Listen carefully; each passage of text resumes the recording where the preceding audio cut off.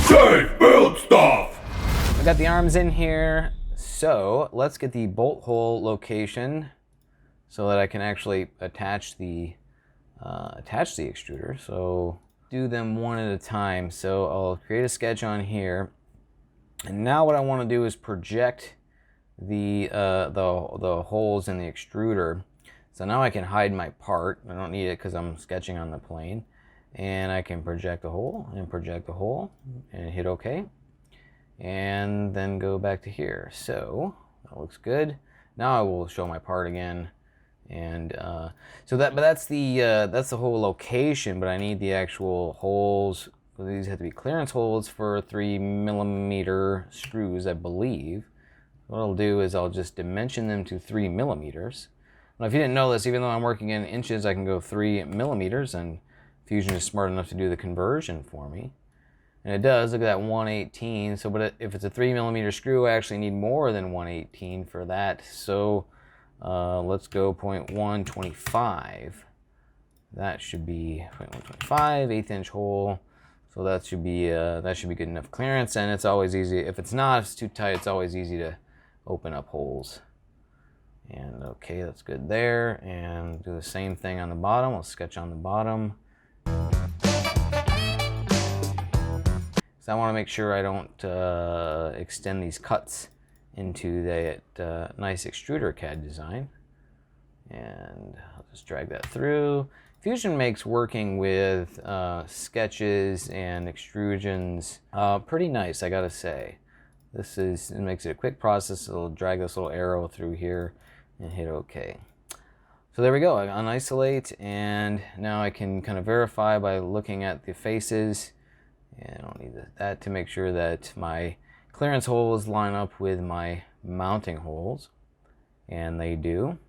So on 3D Print Beginner's mount, you can see this bottom arm here. He has, much shorter than the top one, or thinner in this dimension. My guess for that would be that he wants more clearance for the thermistor and heater cartridge in the hot end. But mine go out the other side, the way I have mine set. So I'm going to go ahead and leave that nice and wide. I want that to be, as robust. We want this to be a rigid. And you can see he added some radius here, which is good. That definitely helps to relieve some stress concentrations in these corners. But it's really not a whole lot. What I want to do is I want to add some ribs, some thickness that go the whole length of the part here. So I'm going to go back to isolation mode, and let me get a sketch here. And what I'm going to do is a diagonal rib. Oh, that's annoying. Okay. Make sure I'm looking at the orientation I want to look at. There we go. So now what I want is a diagonal rib. I'm going to project this line. That's fine. And let's do something like this. It looks like I need to project this these lines as well, so that I can make this line terminate. So the more, I'm going to do a rib here. So the more I have, the stiffer this arm's going to be.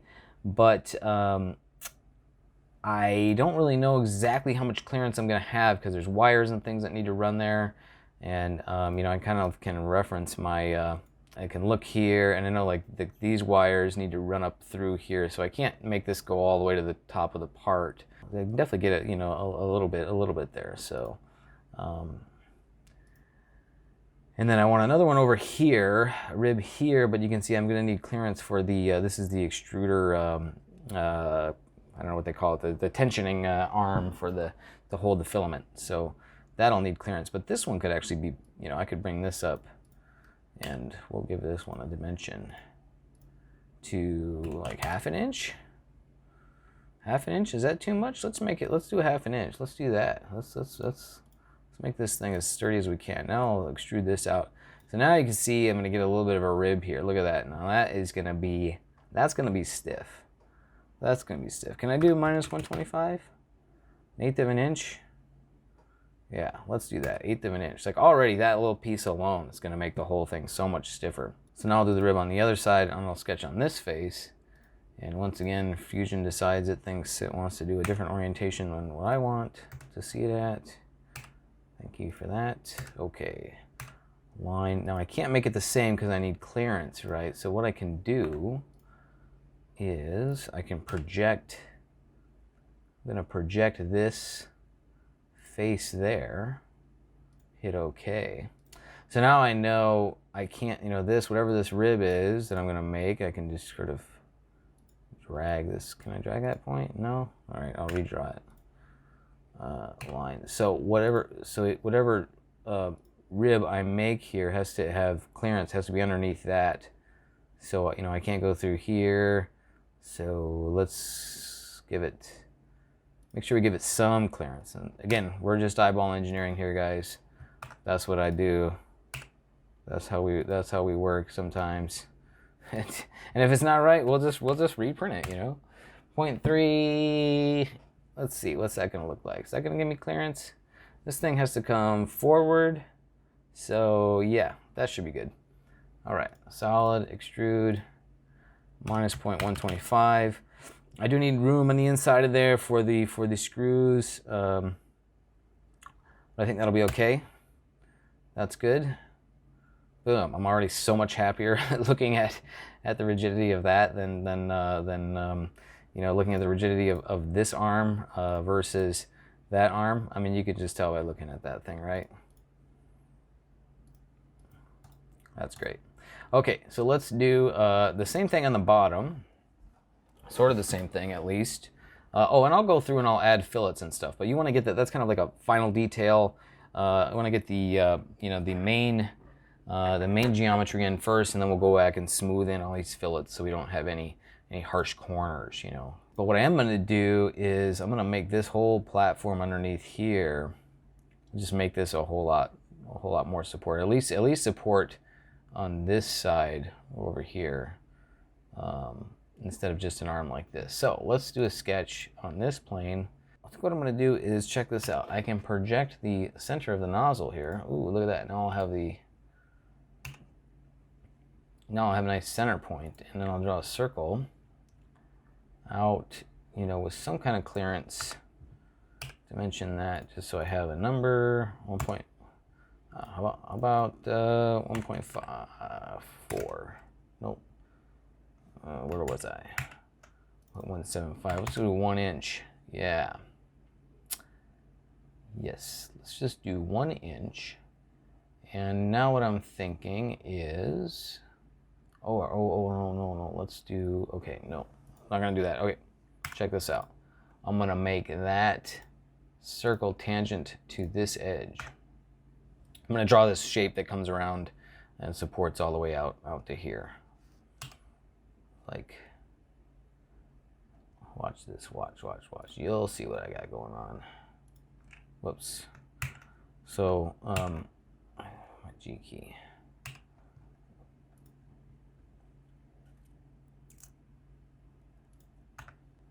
I want this edge, not the face, not the face. There's a lot of hitting escape in Fusion 360. So if you guys use one of those MacBooks that doesn't have a physical escape key, I feel for you. All right, look at this. Okay, trim. Okay, solid extrude. Now you can see. Hopefully you'll see what I have going on here. And I want to go. Now I need to hide. I need to isolate my mount actually. So can't extrude yet. Isolate, show the drawing, extrude that, and I need to bring it up to this face. So I'm going to do extent to object, that face, join. I got a gap there, so that's okay. I can just let me see. I think I'm going to have to just do another sketch here, and yeah, project.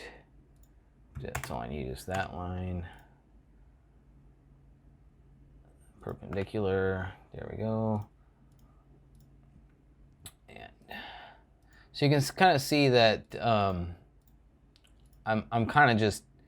just sort of filling in, things like this, and if I had a little bit more foresight when I was doing drawing this stuff earlier, I wouldn't have to do this. But you know, this is a big part of the design process, right? So now let's see. Oh, I guess now I can just this is kind of like pretty much hack CAD right here. You know, I'm just filling in these shapes, and so now if I was really trying to be thorough, I would go back to my initial sketch and not have those gaps there. But I'm not really too concerned about that. Let's unisolate and take a look and see what we got here. Yeah, so that's pretty okay. It's not sitting on the fan, and maybe I want this to come out more. The fan, I think I'm gonna leave it like that, because I might replace this fan at some point with a larger fan that has like a funnel shape, and it might not fit. So I'm gonna leave it like that. But now I've got a much thicker base here, and you can see I should still have room for wires, and yeah, that should be much better than what it was. Okay, so I'm happy with my arms, my support arms, but now I want to address this gap here. Why I have this offset so much, I don't know why you did it like that. So, what I could do is just bring this whole face forward and have the whole face up against the this side of the extruder there. But I don't want to do that because this thing can get pretty hot. This extruder motor runs at like a 7-to-1 gear ratio. So this thing is spinning, and then of course you've got the hot end and the fan blowing, and when it's in an enclosure and I'm printing ABS, the whole thing can get quite hot. So I think having some, maybe some room back there for some potential airflow can help keep things going. What I think I'm going to do actually is just add like a couple of little ribs to support it. So it's not sitting on the whole face, and there's still some room there, but there is a physical wall that it sits against to give you some a little bit more rigidity. So I think to do that, I'll just go ahead and isolate the part again, and now I'll sketch on this plane. And thank you again, Fusion, for turning that upside down for me. That was really not helpful at all. So I really just need some, this is, pretty arbitrary. Just draw a couple of rectangles, and it really, really doesn't matter. But they can't cover those bolt hole locations.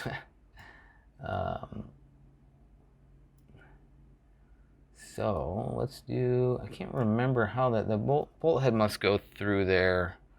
Yeah, so I need some clearance. So what I'm going to do is project, not that face. I want to project that, and then draw a circle. No, draw a concentric circle.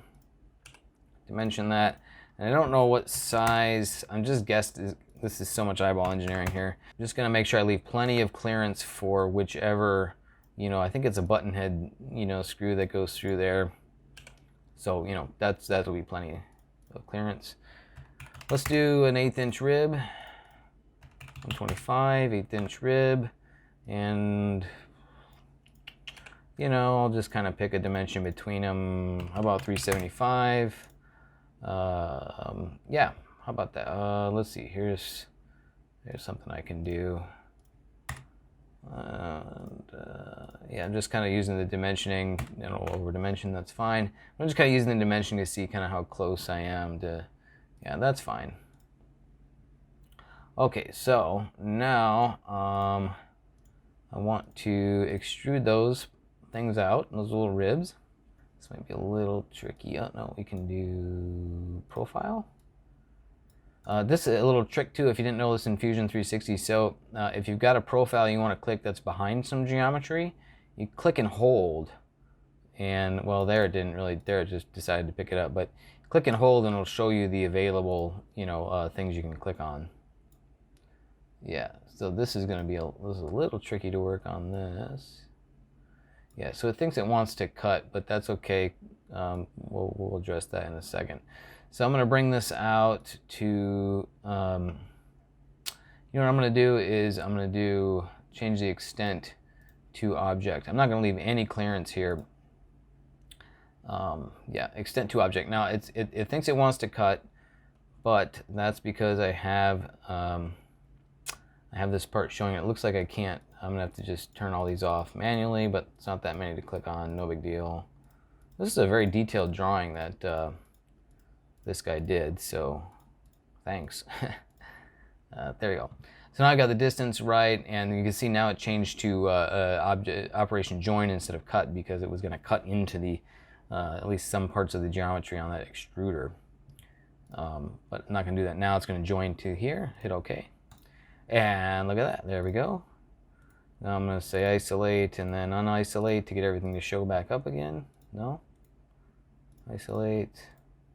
Unisolate. No, it looks like now I do have to click everything manually. Make sure I save it and turn this stuff. Yeah, I didn't really need like the gears on the inside of the gearbox and stuff. I could have, for simplicity's sake, I could have just deleted those from the design. But yeah, so now look at that. So stepper motor. Yes, so now this thing will be right up against those two ribs, so that will keep it from twisting when it's in there. And yeah, I think I'm pretty satisfied with that. I think that's going to be a much better, much more rigid part. I've got some ribs here. Okay, so now we'll go to the final details, which is to add some nice fillets to everything. Fillets sometimes in Fusion 360 can just be really weird, and so I just kind of, do it.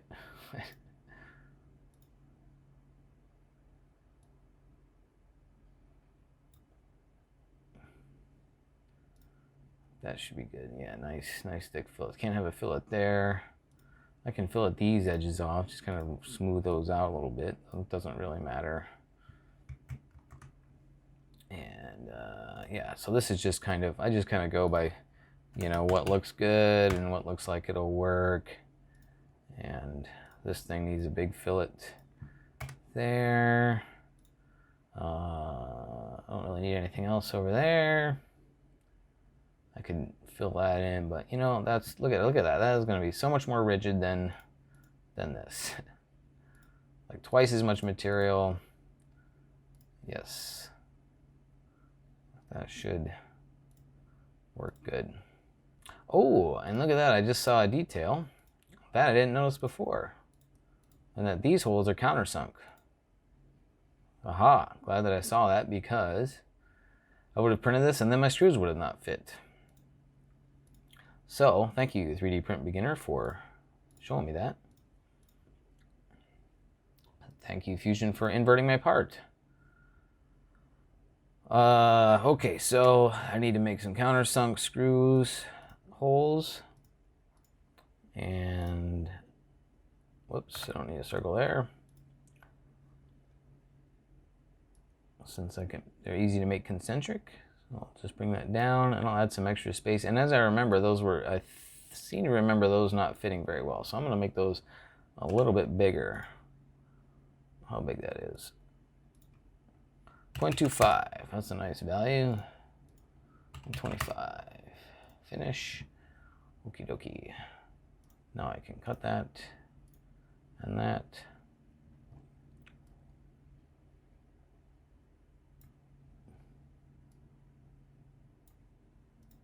That'll be good. Okay, now I think we're done. Make sure and save it. Unisolate it. Save it and unisolate it. Yeah, so I think that is it. I think that will do it. I've got my thicker arms. I've got some nice fillets here to, maybe I can even fillet the fillets. Oh yeah, look at that. There we go.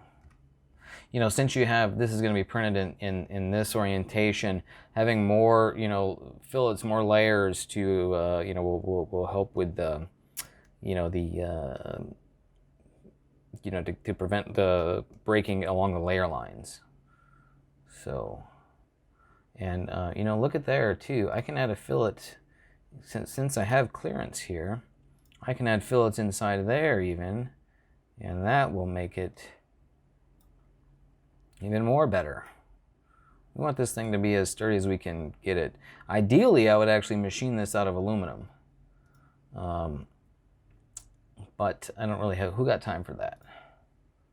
Especially when you have a 3D printer. Oh yeah. Oh yeah. Okay. And then there's one last thing I want to do. And that's fillet this entire outside. Well, let me do that, or is it going to get mad at me? And like a really small fillet. Let's try 10 thousandths. Let's try that. So the reason I'm going to do this is just kind of an experiment because I want to try to prevent elephant's footing. And that's not really a problem for this part because nothing interfaces in that section. But I'm just going to, just for my own trial, is to print that with the 10 thou fillet radius to see what effect that has on an elephant's foot. And just for my own knowledge for future part design considerations. Okay, I think I'm good with that. I think I'm set with that. That is going to be a much better mount. You're probably, if you've made it this far in the video, you're probably sick of hearing me rambling. So let's go print it.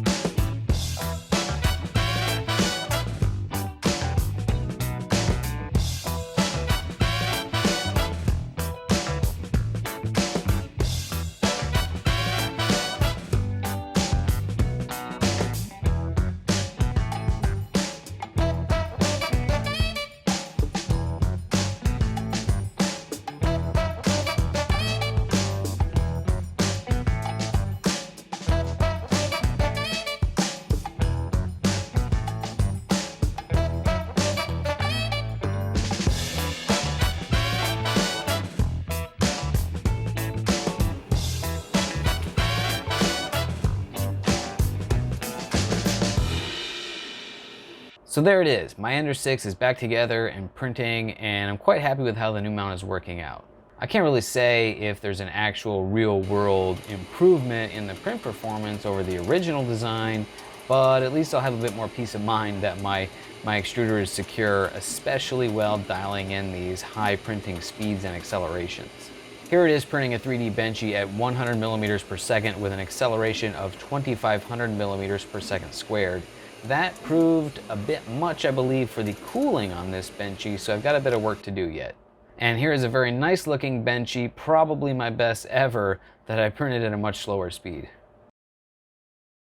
I hope you guys found this informative and maybe learned something. This was somewhat of an experiment for me, so I wasn't really sure how it was going to go. Let me know down in the comments what you thought. Do you have any suggestions for how this type of tutorial might work better? Do you have any suggestions for my design process and how I could do better? I'd love to hear from you. And also don't forget to subscribe because my next project is a Voron V0 build, and so that's going to be pretty cool.